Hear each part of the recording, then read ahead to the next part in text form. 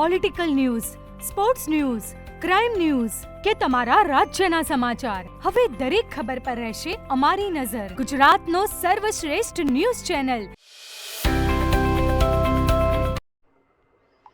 ત્રિભુવન વિદ્યાલય લણવાના NSS યુનિટની મુખ્ય શિબિર તારીખ 19/12/2025 થી 25/12/2025 સુધી ગામ સેલાવી તાલુકા ચાણસ્મા ખાતે યોજાઈ હતી.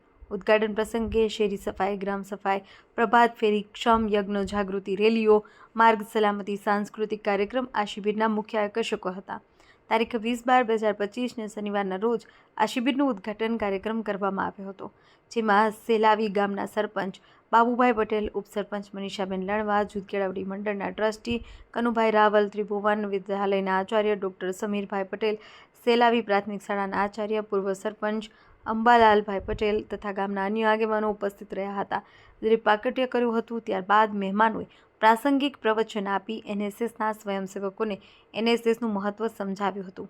આ 7 દિવસીય શિબિર દરમિયાન સ્વયંસેવકોએ ગામના જાહેર સ્થળો, રસ્તાઓ, શેરીઓ, સંસ્થાઓ તથા બગીચાની સુંદર સફાઈ કરી હતી.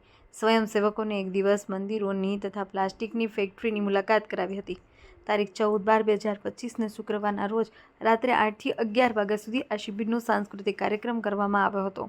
આ સમાપન કાર્યક્રમના અધ્યક્ષ તરીકે પ્રહલાદભાઈ પટેલ ઉપસ્થિત રહ્યા હતા.